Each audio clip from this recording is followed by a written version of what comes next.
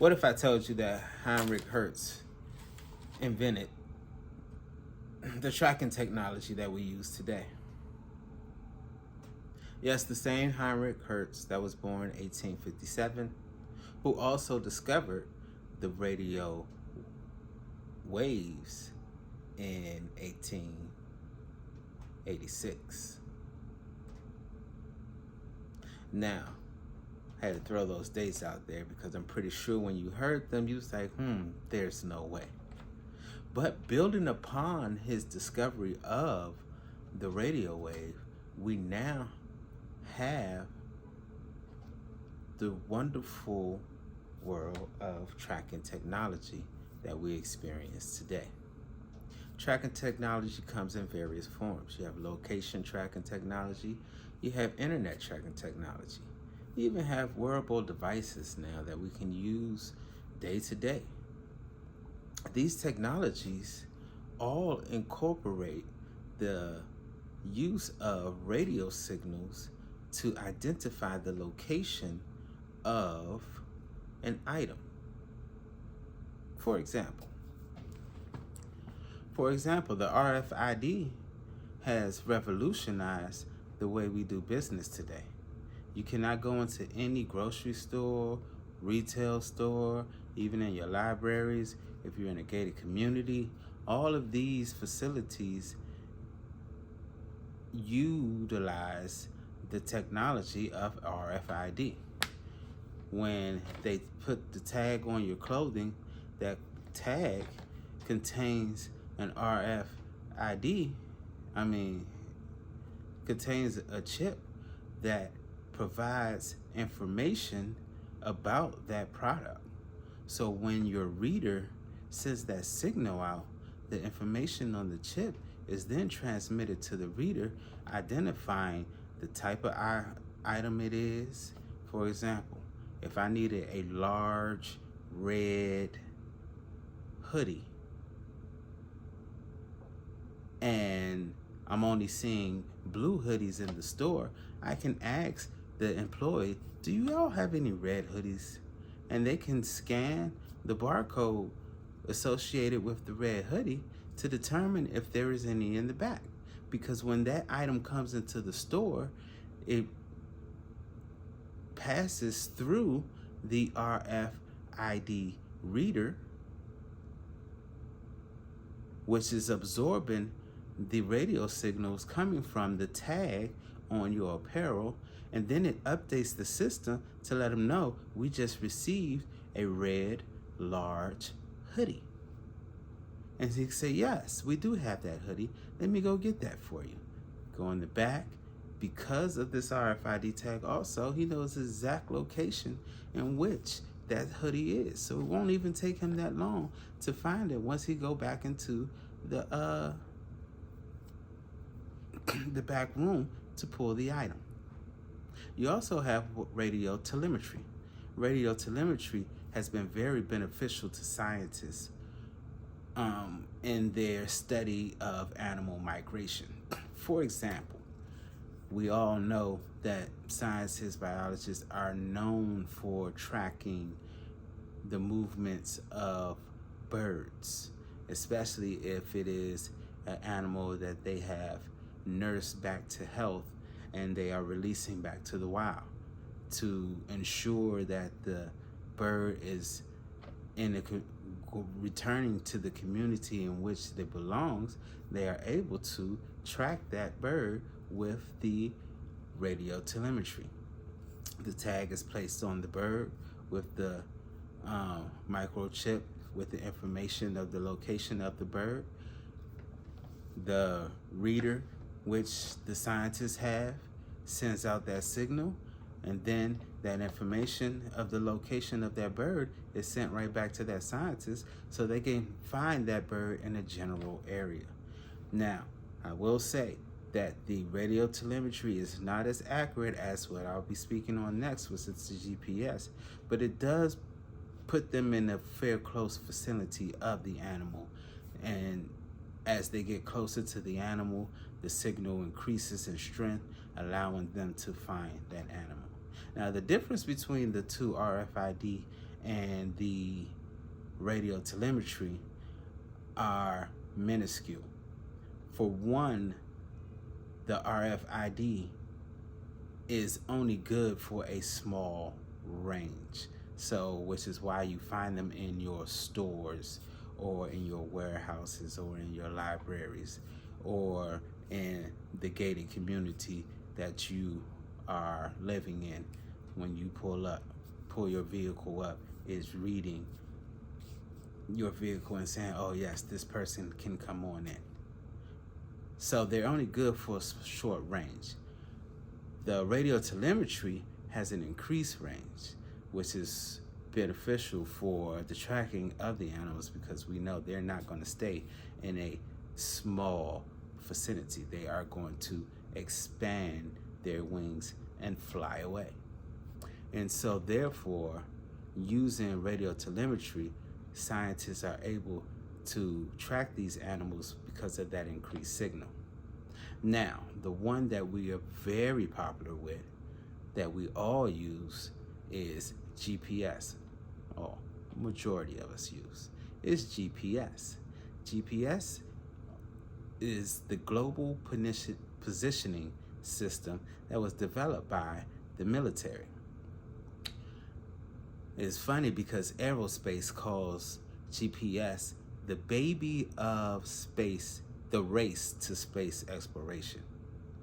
Back in 1957, when Russia launched Sputnik, the first satellite to orbit the Earth, there was a group of scientists watching the satellite as it orbited, and it noticed that the radio waves that it was sending out increased in their frequency as it drew closer to them. However, when it moved away from them, that frequency was not as strong as it was before. This effect, known as the Doppler effect, inspired them to continue to innovate and think on how they can use this technology. And the discovery came to where, well, if we can track the orbit of the satellite and determine its location using the Doppler effect, then we should be able to reverse that and have the satellite track items on the Earth, which has led to the initial first global navigation system, transit. Transit was revolutionary for the military and for commercial users, and even for individuals today, because of transit, the accuracy of our maps was increased tremendously. Transit first satellite was launched in 1960, and they launched a couple more after that, up until they had 36 satellites orbiting the Earth. These satellites orbited the Earth, and they were utilized for 28 years until the DoD decommissioned it and established Navstar. Navstar was the latest and greatest, and also known as GPS today. Navstar was used by the military, and Ronald Reagan, when he was in office, he opened that technology up to civilian commercial airlines to improve their accuracy when traveling. By 2000, GPS was open to the world. Something very peculiar happened also in 2000. Initially, GPS signal was not as accurate as it is today because the military did not provide all the data points required to provide an exact location because of the concerns that this technology could be used against them. Well, by 2000, they added 3 more data points, increasing the accuracy 10-fold. And so today, I can enter your address in my phone, and it drops me off at your front door. It's a beautiful thing. And so those are our location tracking technologies. Then you have internet tracking technology, which is increasingly invading our privacy. But it is also adding benefit in the process. For example, we all know how popular mobile applications are. We also know how popular social media is, and we often use the internet to surf different companies' web pages to determine if we want to do business with them or if we want to stray away from them. And so companies install these internet tracking capabilities on their web pages within their mobile apps, on the social media sites, so that they can provide you with the greatest experience, the best experience as you visit their web pages. Social media is good for that FYP for your page. And the reason why they're able to generate for content within your FYP is based off your viewing. You go and you watch a video, you've watched that video 10 times because you found it to be hilarious. Well, that media site tracked that information, sent that information to the company, and the company said, oh, they like these videos, send them more, right? You go to Amazon and you're looking for a wrench so you can fix your sink. Well, you find the wrench you need to fix your sink, but in the process of your search, you put wrench to fix sink. And so now not only are you getting wrenches in your feed, but you're also receiving sink parts and things of that nature because of the information that you inputted on that web page. They also monitor the time you spend on a landing page.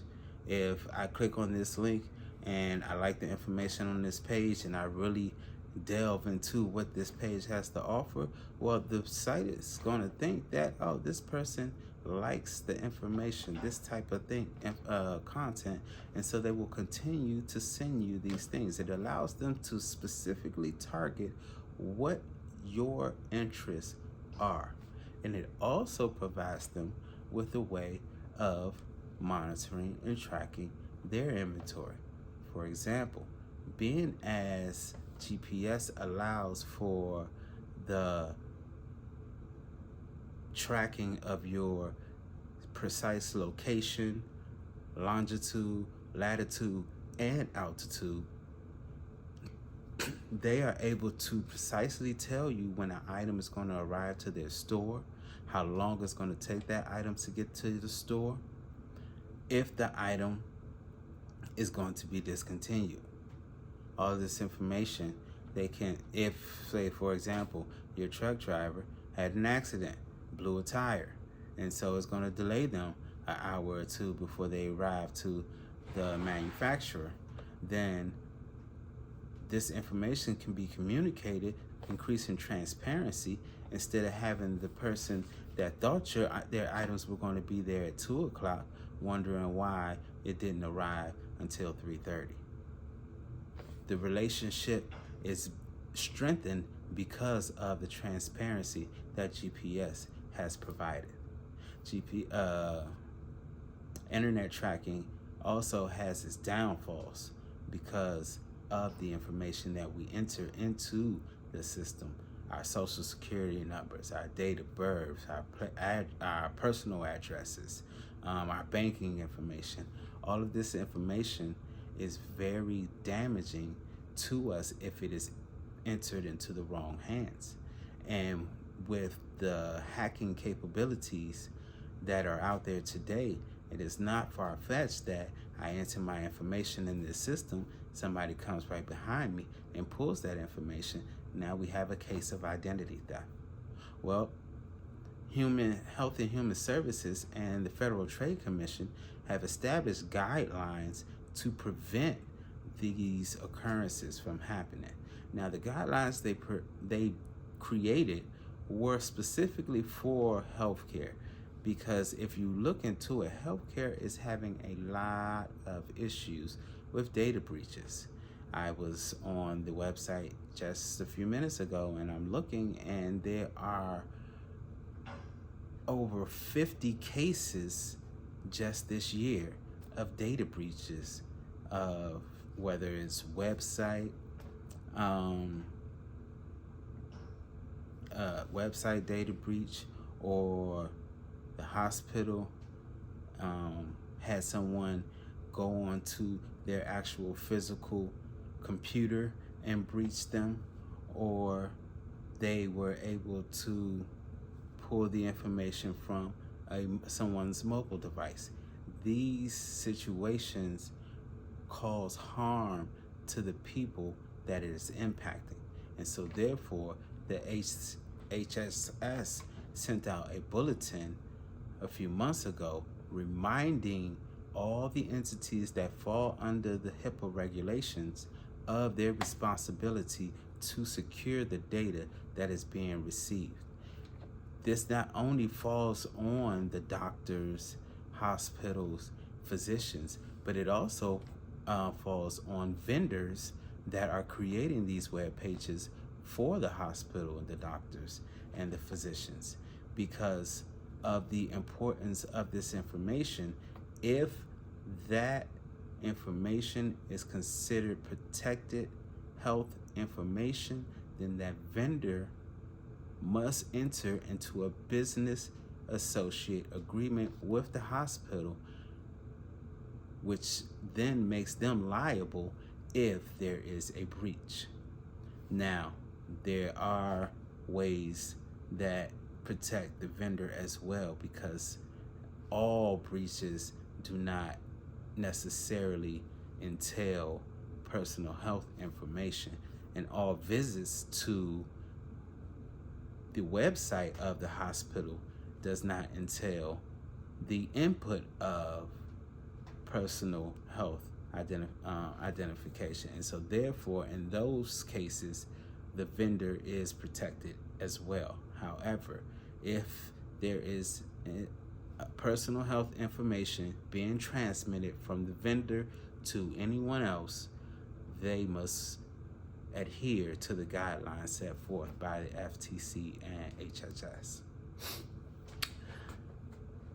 Tracking technology, as I said, is been revolutionary in the way we live our lives.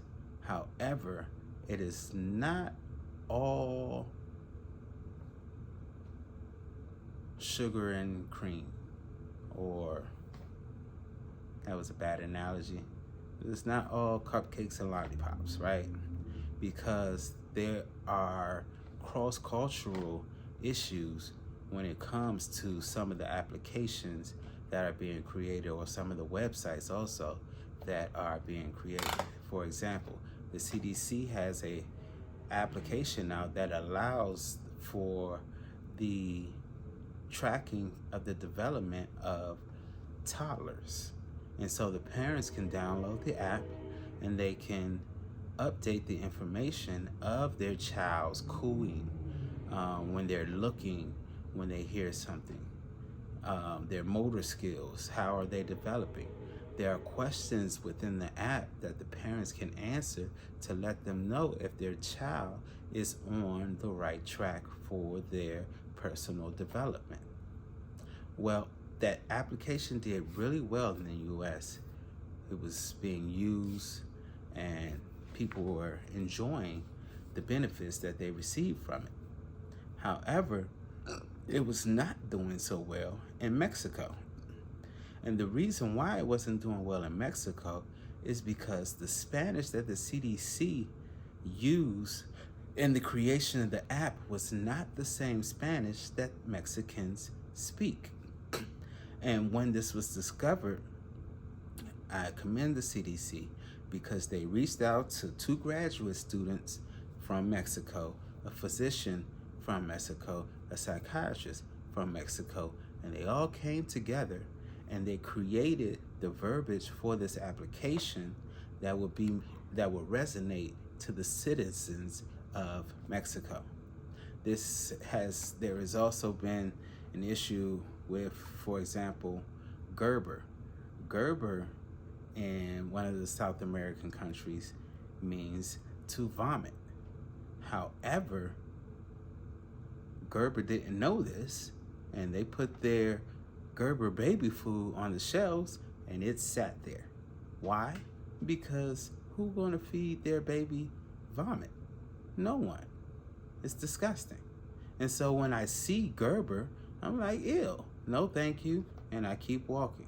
Well, if they had done a little investigation, just a little bit of investigation, they would have known that Gerber might not be the proper name for that community if they were trying to sell their product. And so therefore, they had to revamp it to ensure that the people understood and knew that, no, we're not selling you vomit. This is actual baby food that will benefit your child. There are various other examples of this. For example, in China, feet are considered to be the dirtiest part of your body. I was watching a podcast by Sidnar Gillian, and she was saying how she was doing some consulting for a business, and when he sent her the front page of the web page, it was him sitting back with his feet up on the desk. Well, she told him that that was probably not the best way to go. His response was, people can be difficult, send it anyway. To which she replied, if we send this, you might as well not even attempt to sell your products in China because they're not going to buy it. Why? Because of the cross-cultural communication issue that lied there. We as Americans, you see your feet up on the desk, hands behind the head, oh, that's the boss. Over there in China, that's disgusting. And so we have to be more aware of the different cultures that we're trying to move our applications or our products into, because if we do not, we can find that we're not doing as well as projected. Tracking technology's future is looking very bright. They have already created 6 GPS-3 satellites with improved technology that would allow for 3 times the accuracy that we experience today. It will also provide anti-jamming capability, which will prevent our militaries from being locked out of the GPS system. And they also incorporated a L1C civil navigation, which is going to provide global positioning, provide us with a global positioning system that actually works across the globe. It will be compatible with UK's navigation system and other navigational systems around the world. You also have eye tracking technology, which is being utilized across various scientific studies. For example, there was a study conducted to determine how we as humans interpret the data that are found on graphs. Well, the new eye tracking technology was non-invasive, and so it provided a more accurate read of what people look at when they examine the graphs. The points that were on the screen were associated with the relevant information found on the graph, and then you had, of course, the other areas that did not provide the information that would actually be beneficial for the company.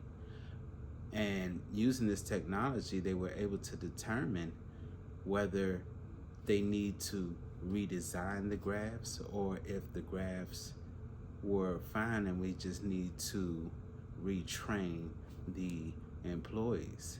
There have also been some research done with eye tracking technology to determine the impact it had on deaf people, because it has been discovered that our eyesight does impact our hearing, and therefore they're using that eye tracking technology to determine the impact that our eyesight actually have on our hearing. So the future for tracking technology is endless. For example, there was a time if you needed a ride, you go out, you hail a cab. Well, now you have Uber, you have Lyft, who all have GPS capabilities, are using GPS to facilitate their operations.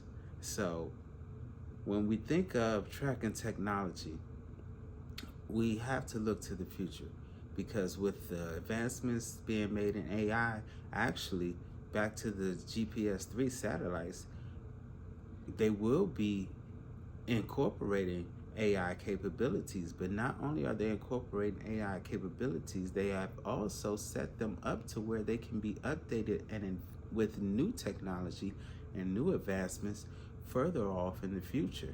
So they won't have to send a new satellite. They just update the satellite that's already orbiting the Earth. So when it comes to tracking technology, it is great for the way helping us to live our lives. It is great for helping businesses to grow and to prosper. But there are also some concerns that must be taken into consideration when it comes to the information that is being tracked about our personal lives. Thank you very much. I appreciate you listening.